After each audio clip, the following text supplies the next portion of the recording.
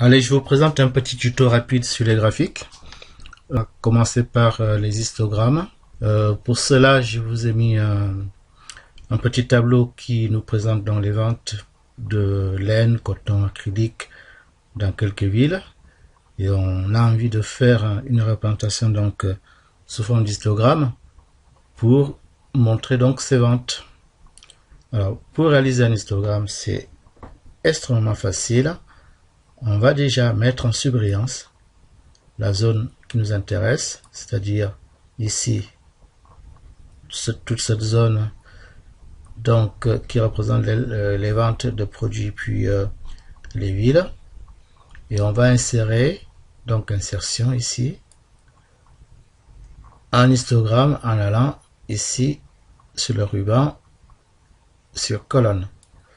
On clique dessus, on choisit l'histogramme qui nous intéresse. Vous voyez qu'il y en a plusieurs. Donc pour faire simple, je vais prendre le premier ici, histogramme, que je peux déplacer. Donc, je vais le déplacer un peu plus bas. Et à partir de là, je peux rajouter certains éléments donc manquants. Si je veux, par exemple, le titre de l'histogramme. Pour cela, je peux me mettre ici à disposition. Et vous voyez que sur le ruban, j'ai un grand choix d'éléments qui peuvent s'appliquer donc à l'histogramme. Le titre donc du graphique, je peux le choisir ici, indiquer où je veux le mettre. Bon, généralement, on le met au-dessus du graphique. Donc, j'ai choisi ici, par exemple, le titre du graphique. Si on veut le mettre en couleur, etc., on peut revenir ici à l'accueil, mettre par exemple ici une couleur de texte. On peut mettre ici, si on veut, un fond pour le titre. Donc vous avez tous ces choix qui sont possibles pour mettre un titre. Ensuite, en général, on indique le titre des axes, l'axe des abscisses et l'axe des ordonnées.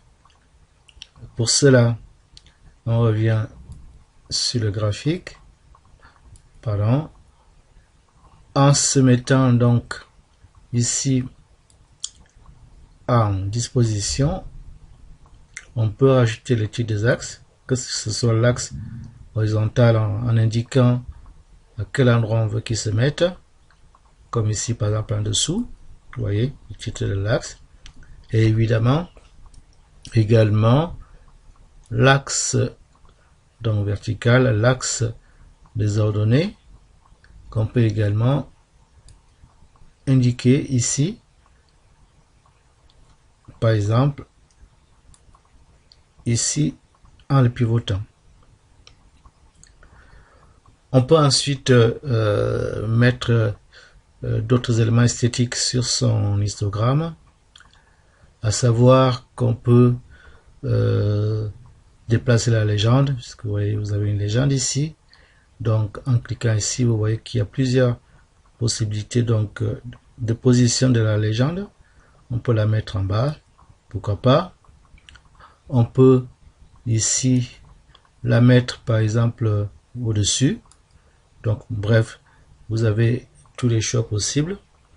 On peut donc là ne pas la mettre, mais je vais la remettre là où elle était, c'est-à-dire je vais la remettre à droite, donc ici.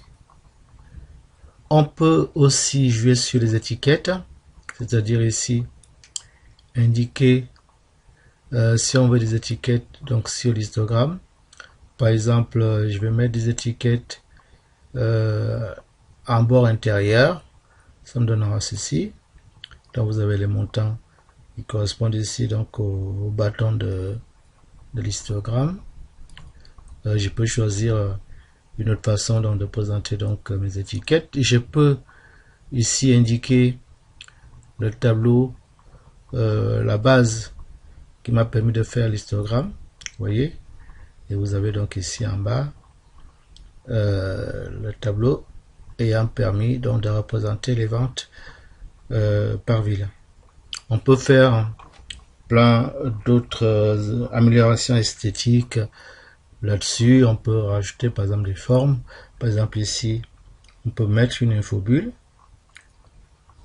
la tracer, comme celle-là par exemple. Bon, la déplacer si on veut. Par exemple, la mettre ici. Et on peut, en faisant un clic droit, mettre un titre ici. Vous avez modifié le titre. Donc on peut écrire un texte à l'intérieur. Ici. Et on peut également, donc comme j'ai dit, déplacer notre infobulle. Donc il n'y a pas que l'infobulle qu'on peut rajouter dans un histogramme. On peut également, si on, ici on se remet dans disposition, on peut faire d'autres améliorations, sur l'histogramme, en commençant par le choix de la forme. On peut aussi donc essayer de représenter des données sous forme de secteurs. Par exemple, là, ce qui m'intéresse, c'est la vente de laine dans les villes de Paris, Lille, etc. jusqu'à Nice. Donc, je vais choisir ici mes points de vente de laine. Donc, je mets en surbrillance toute cette zone.